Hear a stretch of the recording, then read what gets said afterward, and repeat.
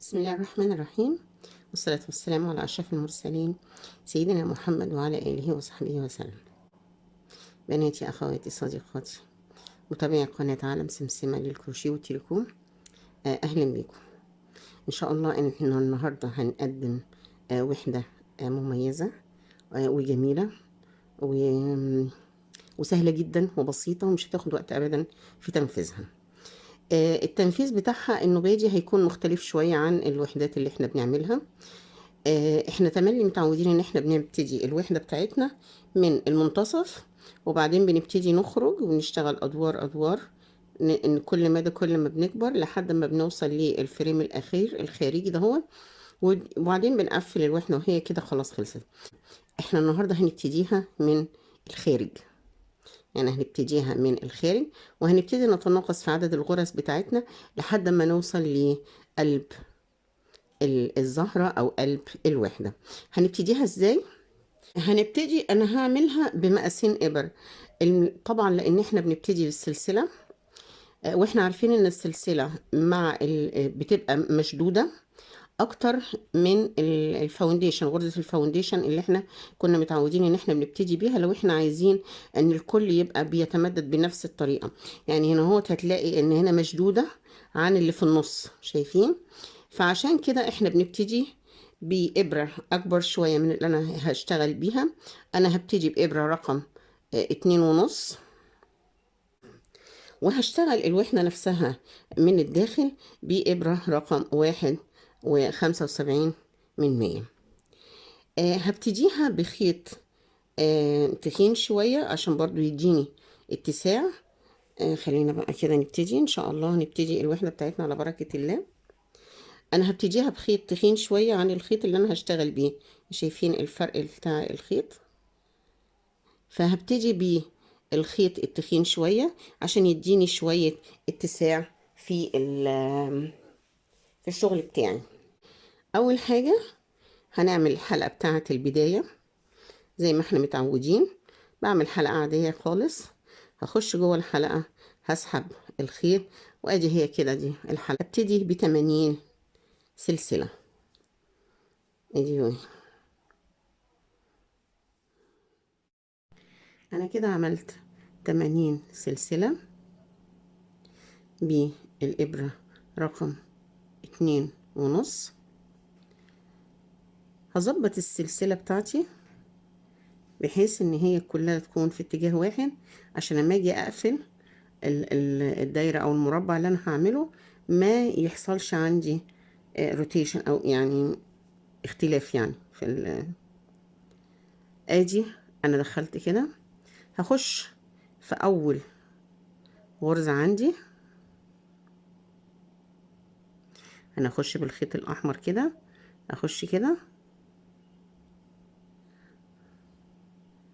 المفروض ان انا هسحب الفتلة الحمراء، بس انا هشبك خيط تاني عشان ابتدي بقى بيه الوحدة بتاعتي. طبعا زي ما احنا متعودين اني انا بربط الخيط، ان انا ما بشبكهوش كده، عشان لما بربط الخيط بحس ان هو بيبقى متماسك او ماسك فيه، ما بيفكش بسهولة. هقص الخيط الاحمر، هقص الخيط الاحمر وهبتدي اشتغل بالخيط الكحلي اللي عندي. هسحب، هاخد لفة على الابرة، لفة على الابرة، وهطلع بغرزة منزلقة.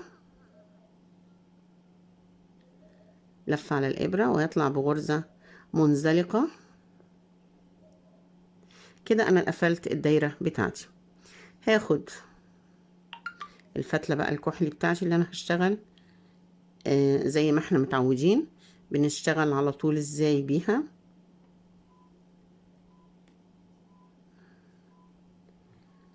انا هعمل 3 سلسلة، ادي 1، ادي 2، ادي 3. هخش في السلسلة اللي بعديها وهعمل عمود بلفة.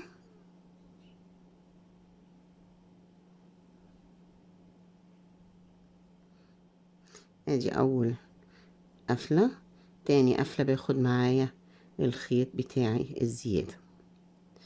هعمل كام واحد؟ هعمل 7 عمود بلفة إضافة إلى 3 سلسلة اللي موجودين عندي في البداية، هيبقى أنا كده عندي 8 عمود بلفة.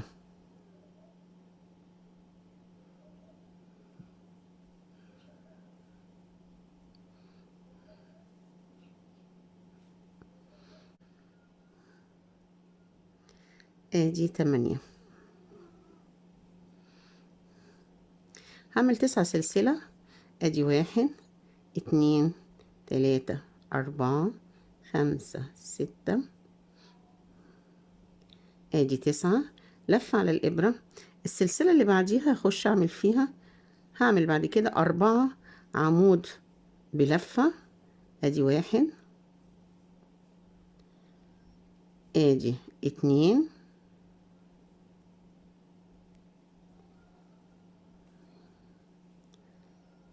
ادي 3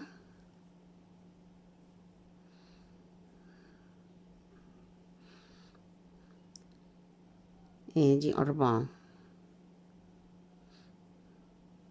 هعمل عمودين بلفتين، هقفلهم الاتنين، بس هقفلهم الاتنين مع بعض. ادي لفتين على الإبرة. هخش الغرزة السلسلة اللي بعديها، اعمل لفة على الإبرة واطلع. ادي اول قفلة، ادي تاني قفلة، واسيب الحلقة على الإبرة. لفتين على الإبرة، هسيب 2 سلسلة وهخش في التالتة. لفة على الإبرة وهطلع. ادي قفلة، ادي التانية، التالتة هاخدهم ال3 حلقات مع بعضهم كلهم مرة واحدة في حلقة واحدة، هيبقى بالمنظر ده. وده المكان اللي انا هيبقى عندي فيه الاركان بتاعة الوحدة المربعة. هعمل 4 عمود بلفة بعديها. ادي 2 3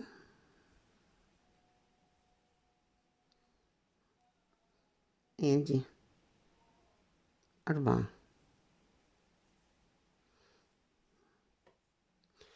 9 سلسلة. ادي 1 2 3 4 5 6 7 8. ادي 9. خد لفة على الإبرة. هعمل 8 عمود بلفة في السلاسل 8 السلسلة اللي بعد كده. هنعمل 8 عمود بلفة في كل سلسلة عمود. ادي 1 ادي 2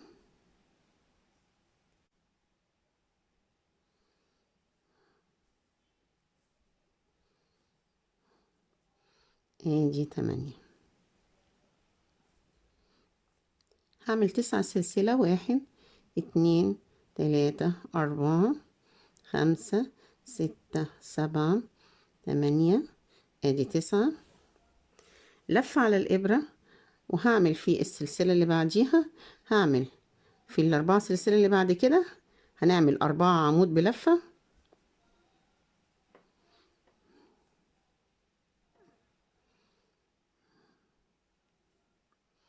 ادي 1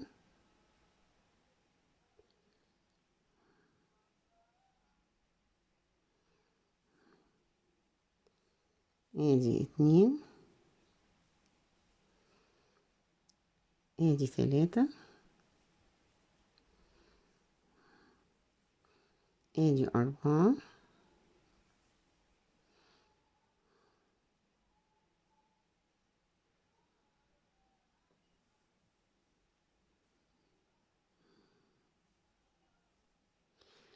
لفتين على الإبرة. هخش في السلسلة اللي بعديها، هعمل عمود بلفتين، هلفهم هقفلهم. ادي قفلة، ادي التانية، وهاخد مش هقفل القفلة التانية، هاخد الحلقة على الإبرة. عندي لفتين على الإبرة، هسيب 2 سلسلة وهخش في السلسلة التالتة اللي بعديها،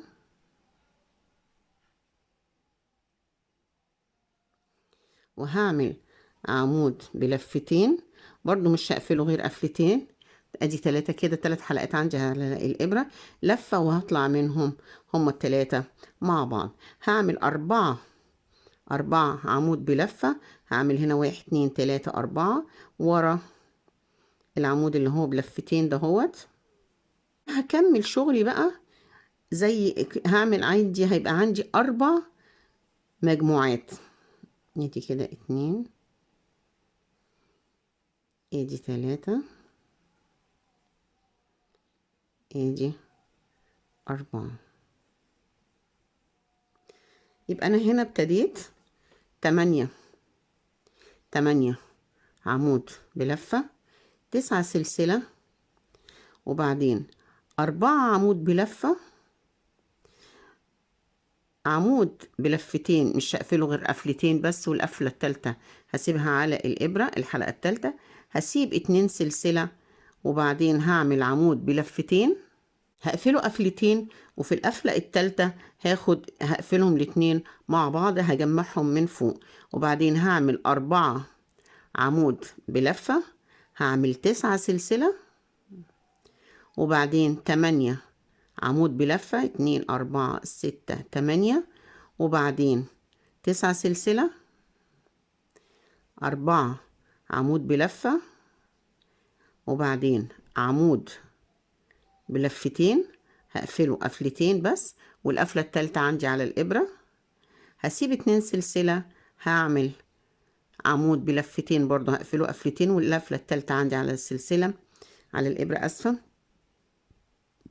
لفة على الإبرة، وهطلع منهم هما الاتنين هقفلهم هما الاتنين، وبعد كده هعمل 4 عمود بلفة، وهكرر بقى تاني. ودي آخر 9 سلسلة في السطر عندي. أنا المفروض إن أنا هقفل السطر بغرزة منزلقة، بس أنا هعمل إيه؟ هاجي أخش في الغرزة التالتة. أدي عندي السلسلة التالتة أهي، أنا المفروض إن أنا هخش فيها من الخلف للأمام.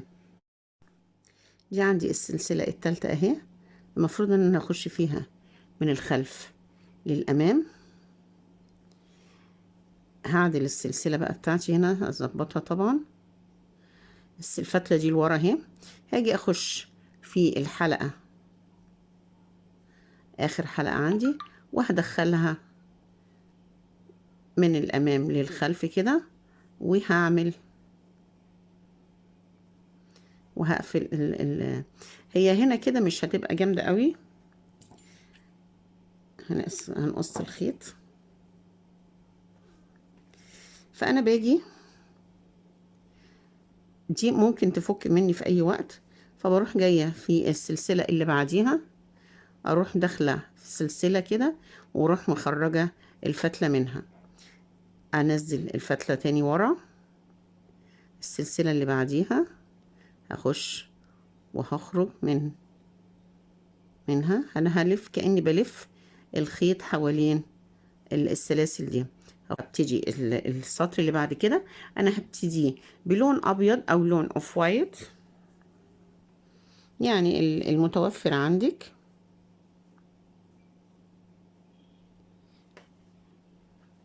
هاجي هشبك الفتلة، مش هشبكها في أول عمود، أنا هشبكها في تاني عمود عندي. أدخل الإبرة تحت السلسلة بتاعة تاني عمود، هسحب الخيط بتاعي،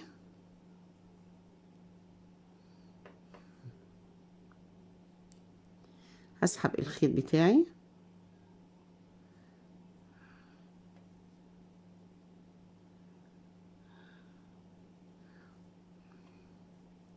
وهربطه عشان ابتدي اعمل السطر التاني. انا بربط الخيط يا جماعة، ربطت الخيط، هخش تاني في نفس المكان، هسحب 3 سلسلة كبديل لأول عمود. ادي 1. انا الخيط طبعا انتوا عارفين البداية بتاعتي انا ببتديها ازاي.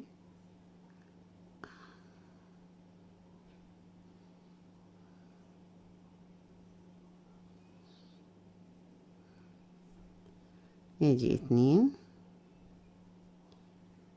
ادي 3، لف على الإبرة، هخش تحت السلسلة هنا مش لازم اخش في العمود نفسه، هخش تحت السلسلة وهعمل لفة على الابرة.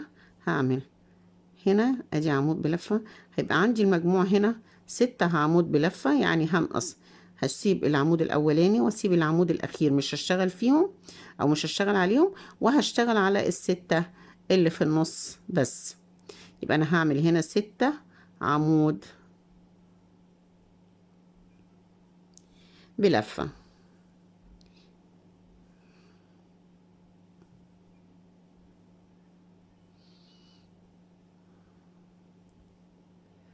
ادي كده 5. ادي العمود رقم 6. انا تناقصت، حصل عندي تناقص هنا، انا تناقصت وعملت بدل ما يبقوا 8 خليتهم 6. انا كنت هنا عاملة 9 سلسلة، لا النوبية دي هعمل 10. ادي 1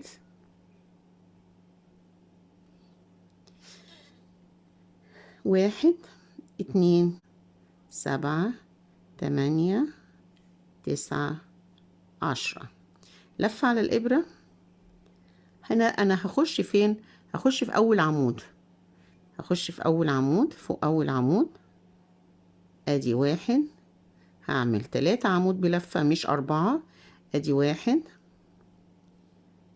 أدي 2، أدي 3. العمود الرابع هعمل فوق منه عمود بلفتين. ادي هنا هعمل ادي عمود بلفتين، نفس اللي عملته في السطر اللي فات هعمله في السطر ده، هقفله قفلتين. ادي 1، ادي 2.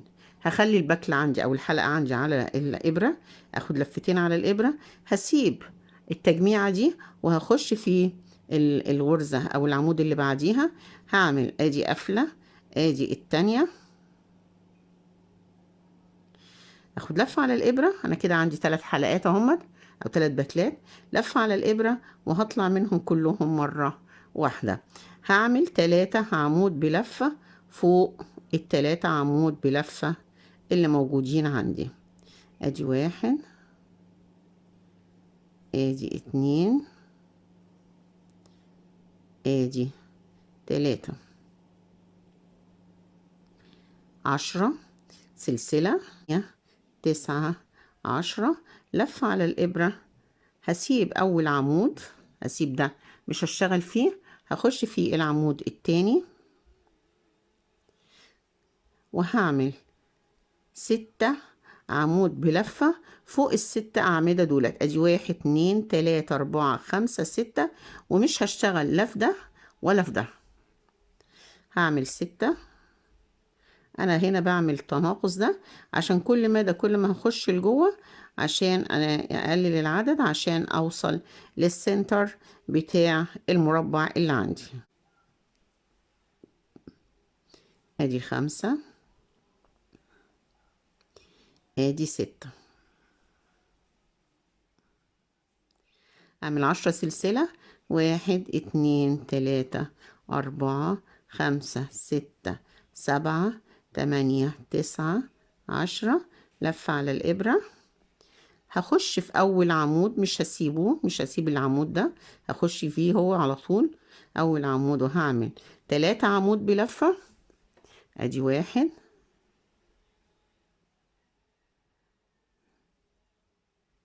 أدي 2، أدي 3. العمود الرابع اللي عندي هعمل فوق منه عمود بلفتين. ادي لفتين على الابرة، هخش هنا في فوق العمود النمرة 4، لفة على الابرة وهطلع ادي قفلة، ادي التانية، اسفة،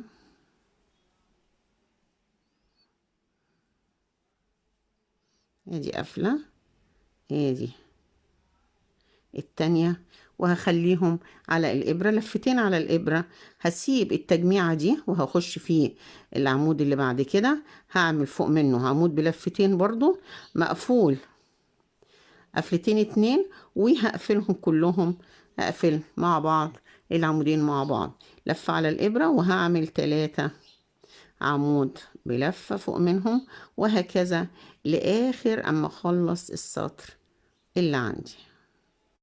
وخلصت السطر كده، ده 10 سلسلة. هاجي اللي عملته في السطر اللي فات هعمله في السطر ده 3 سلسلة همت. ادي السلسلة رقم 3 اهي.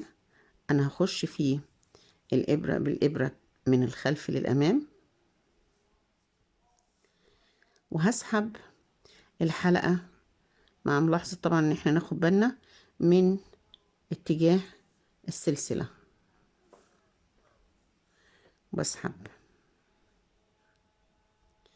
وباجي بروح عاملة حلقة كده واقفلها، اقص الخيط بتاعي، وعشان ما يفكش مني باجي هنا واروح داخلة في السلسلة هنا دي كده، ألفه حوالين السلسلة بتاعي اللي فوق الأعمدة اللي موجودة عندي. هنشبك الخيط اللي بعد كده، يعني ممكن ناخد الخيط اللون الروز ده. هاجي هنا مش هشبك في أول واحد، هشبك في التاني. خد الخيط بتاعي اسحبه،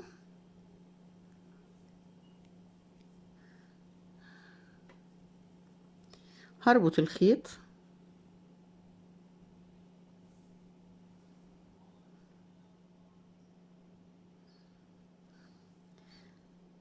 خش في نفس الفتحة، لف على الإبرة وهطلع عشان أنا عايزة أعمل 3 سلسلة. أدي 1، أدي 2، أدي 3. أرجع الخيط لورا. أنا عندي خيط هنا ممكن أحطه بالطريقة العكسية.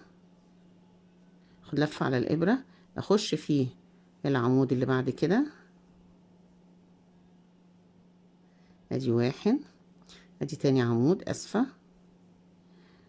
أرجع الفتلة عندي بتاعتي لورا، لفة على الإبرة، اشتغل. ادي العمود رقم 3،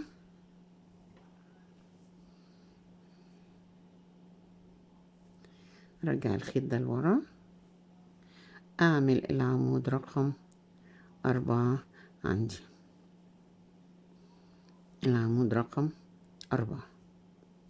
انا هنا كنت عاملة 10، يعني هنا 9 10، هعمل فوق 11 سلسلة. ادي 1، ادي 2، ادي 3 4 8 9 10 11. لف على الابرة، خليني ابقى ماسكة كده. شايفين انا مش سايباها، انا سنداها بايدي علشان خاطر ما تبرمش معايا والسلسلة شكلها يتغير ويختلف. انا عندي هنا ادي اول عمود انا هخش فيه فوق منه هنا كده، يلف على الابرة،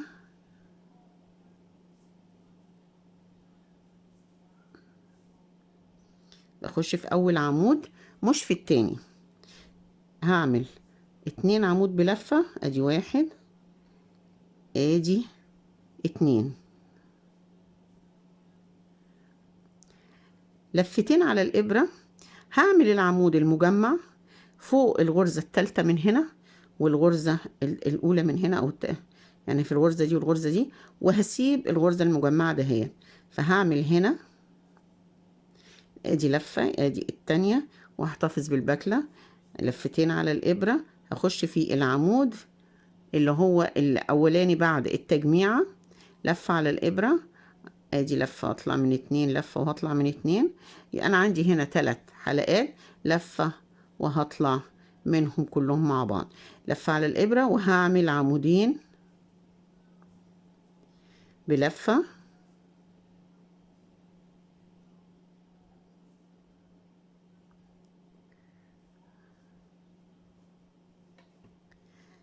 هعمل 11 سلسلة، 10 11، لفة على الابرة. هسيب اول عمود مش هشتغل فيه، هخش فيه التاني، وهعمل 4 عمود بلفة. خش في التاني هعمل 4 عمود بلفة. ادي 1، ادي 2، ادي 3، ادي 4، وهكرر بقى كده لحد اخر السطر. خلصت السطر التالت، هنشبك بقى الخيط الابيض علشان نعمل السطر الرابع. هنشبكه طبعا، احنا هنسيب اول عمود هنشبك في العمود التاني عشان احنا عارفين ان احنا بنتناقص.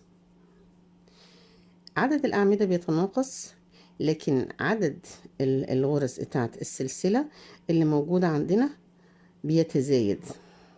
كنا بادين ب9، كنا بادين هنا 9، 10، 11. السطر اللي بعد كده هيكونوا 12 سلسلة. هنا احنا هنبتدي نعمل، ادي اول عمود هيكون عبارة برضو عن 3 سلسلة. ادي 1، ادي 2،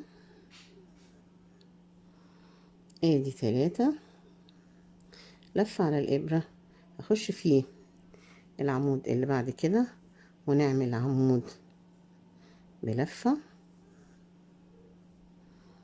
ادي كده، يبقى انا كده عملت عمودين. هنعمل 12 سلسلة. ادي 1، 2، 3، 12.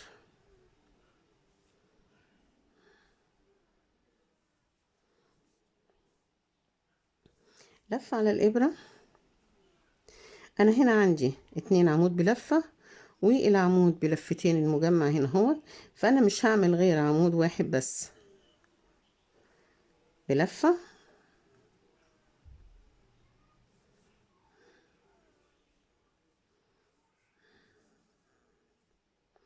ادي عمود بلفة. العمود التاني اللي هو بلفة، العمود كان فوق منه بلفة، هعمل فوق منه عمود بلفتين، هقفله قفلتين بس. ادي 1، ادي 2، وهخلي الباكية الأخيرة على الإبرة، لفتين على الإبرة. هسيب العمود المجمع ده وهخش فوق العمود اللي بعديه، هقفل قفلتين برضو، العمود قفلتين برضو، لفة، وهنخرج من التلاتة مع بعض. هعمل عمود بلفة. الغرزة سهلة جدا، ما فيهاش تعقيد يعني، هي بس هتبقى الخطوة الأخيرة اللي احنا هنعملها، او مش الأخيرة قوي يعني، اللي هنعملها علشان خاطر نجمع الحاجات دي كلها مع بعضيها. هنعمل 12 سلسلة. هعمل 12 سلسلة، وبعدين هنعمل 2 عمود بلفة. 12 سلسلة اللي عملناه هنا هنعمله في هنعمل نفسه هنا في كل الاركان اللي موجودة عندنا هنا. بنتناقص عمودين عمودين في كل سطر. خلص السطر الرابع، هنربط بقى الخيط التاني علشان نعمل، احنا طبعا هنا مش هيحصل فيه تناقص، بس هنعمل ايه التناقص اللي عندنا هنعمله ازاي. انا اخش في العمود ده وهربط الخيط بتاعي.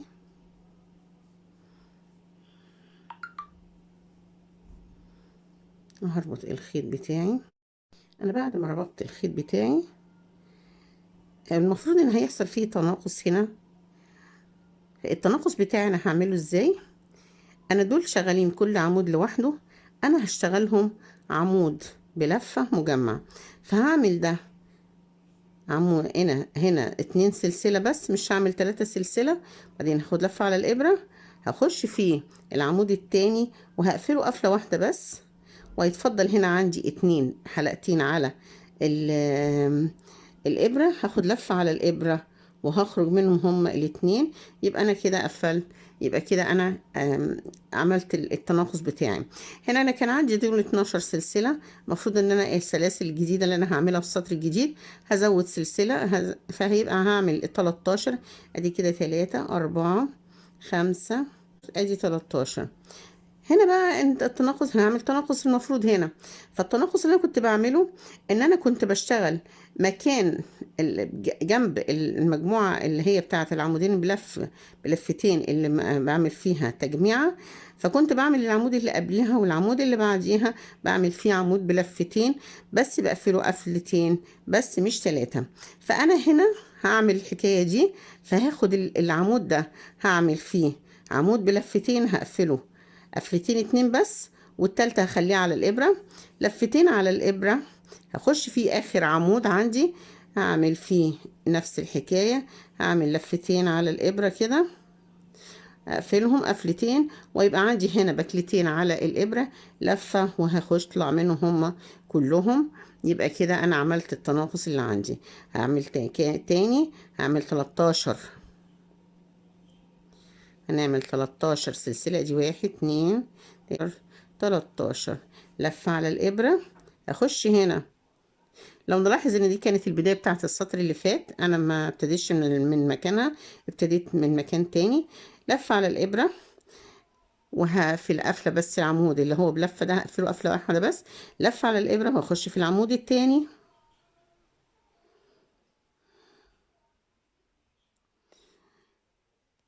وهعمل فوق منه برضو عمود بلفة بس هقفله برضو قفلة واحدة بس. يبقى انا هنا عندي عمودين بلفة كل واحد فيهم، وقفلة قفلة واحدة بس، لفة على الإبرة وهطلع منهم كلهم. يبقى انا بعمل فيه ده هو التناقص اللي انا بعمله. ادي 1، وهعمل بقى هعيد تاني لحد ما نوصل لآخر السطر، ونيجي بقى عشان نخلص نشوف احنا هنقفل الوحدة بتاعتنا دهيت ازاي. اهيت اخر واحدة هبرمها او هعلويها كده، واروح جاية من الفتحة بتاعتها دي واروح مدخلة الخيط الابيض او السلاسل البيضة، ابرمها او الويها واروح مدخلة فيها،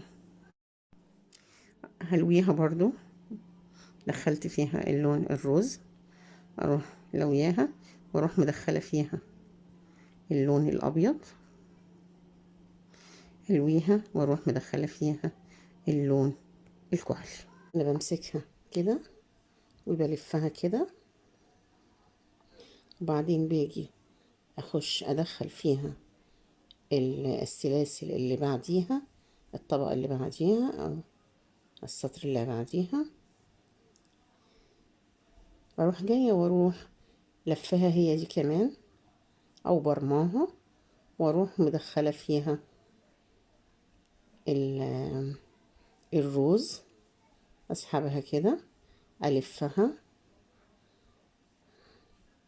ادخل فيها اخر ابيض كده تاني، لف ابرمها برمة تانية، واروح مدخلة فيها اللون الكحلي الاخير. يبقى انا كده عندي 8 حلقات. هعمل فيهم ايه بقى؟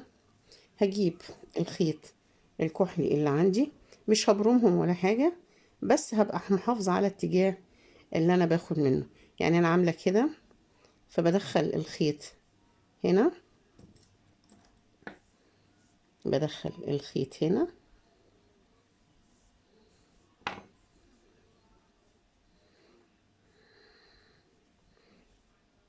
بحيث ان دي تبقى هي نفسها اللي على اليمين كده. هاجي هنا اروح برضو مدخلة الخيط من الخلف للامام، نحافظ على اتجاه واحد. برضو اللي بعديها اتجاه الخيط هيخش من الخلف للامام، اللي بعديها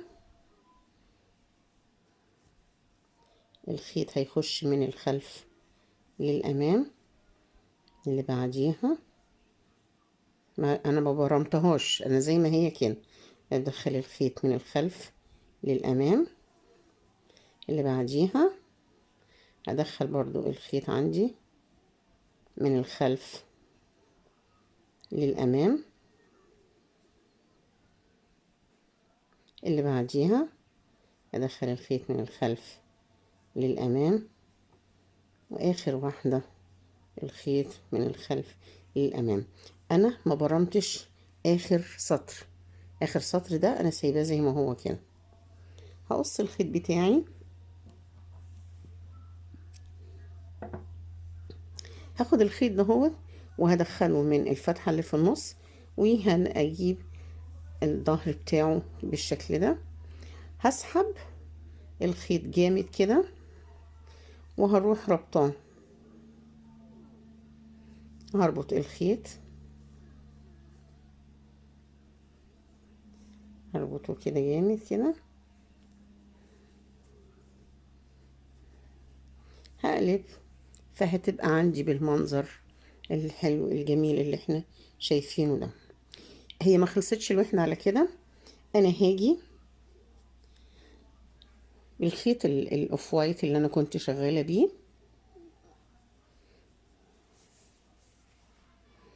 هاجي هروح ربطها في اي كورنر عندي،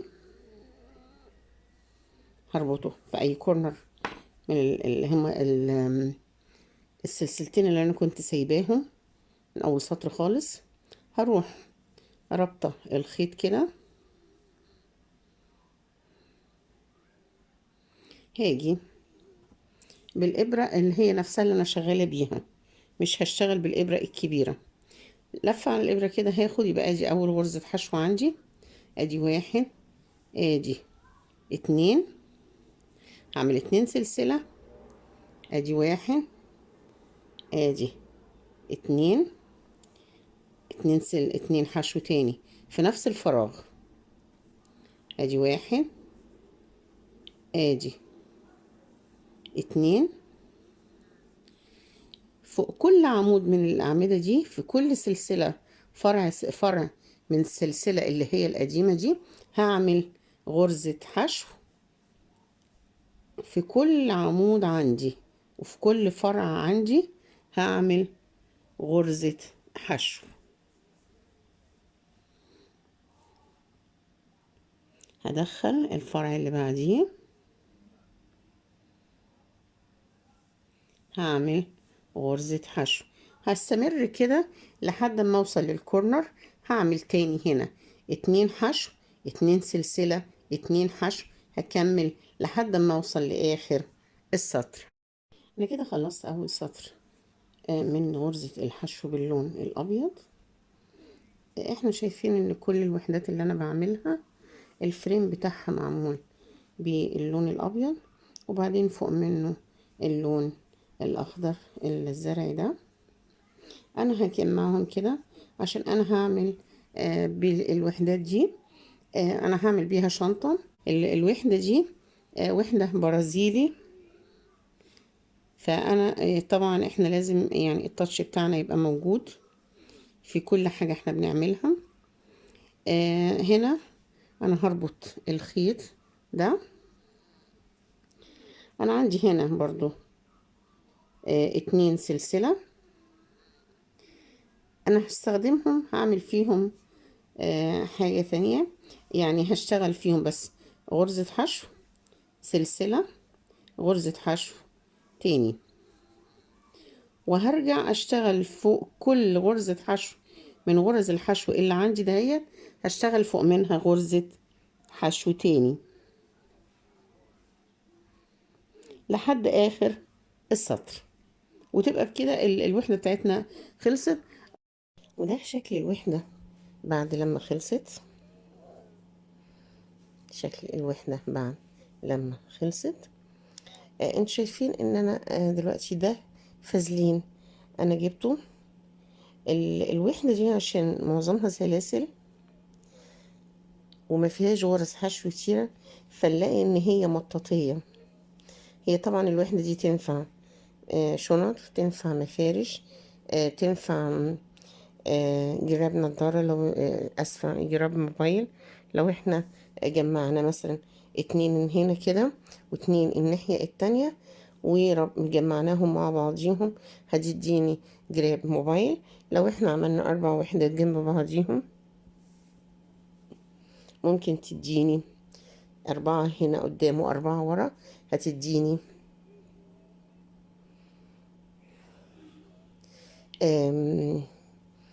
شكل شنطة. هي تبقى شنطة صغيرة، عايزة تكبريها طبعا زي الشنطة اللي احنا عملناها قبل كده براحتك. هنا انا اخترت الفازلين لانه اولا رقيق جدا. تاني حاجة انت ممكن عادي تخيطيه فيه قبل ما تركبي البطانة اللي هتجمع الوحدة دي مع بعضيها. طبعا احنا شفنا اهمية لو كنتوا شفتوا تابعتوا الفيديو بتاع البطانة هتشوفوا قد ايه ان البطانة مفيدة ومهمة جدا عشان خاطر بالذات في شغل الكروشيه، عشان مش عشان بس تحافظ على الحاجات الاشياء اللي موجودة جوه الشنطة ان انت ما تفقديهاش، بس لكن برضو عشان تحافظي على شكل الوحدة بتاعتك اللي انت مستخدماها او اللي انت عملتيها، عشان الابعاد بتاعتها ما تتغيرش وشكلها ما يتغيرش، فبالتالي ما تديكيش الشكل الجميل اللي انت كنت باديه بيه، يعني عشان تفضل اطول فتره ممكنه معاكي محافظه على الشكل الجمالي بتاعها. هو كده الفيديو ده بتاعنا كده خلص. بدي طريقه الوحده سهله جدا وبسيطه جدا. وممكن تعملي طبعا بيها ببواقي الخيط اللي عندك، ما بتاخدش خيط كتير. ممكن تستخدمي بواقي الخيط اللي عندك، هي بس يمكن الخيط اللي هو اكتر حاجه استخدام اللي هو الخيط الاوف وايت او الخيط الابيض لو انت هتستخدمي خيط ابيض مش خيط اوف وايت.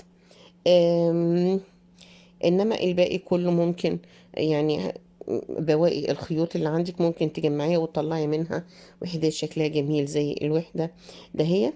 اتمنى ان انا اكون وفقت في الشرح الوحدة دهيت وتعجبكم ان شاء الله وتنفذوها.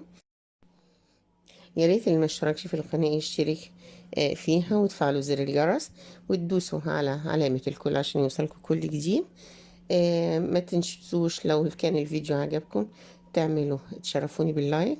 التفاعل بتاعكم بيزود انتشار الفيديو. ألقاكم في فيديوهات تانية جديدة إن شاء الله وحاجات جديدة. ألقاكم على خير، دمتم بخير والسلام عليكم ورحمة الله وبركاته.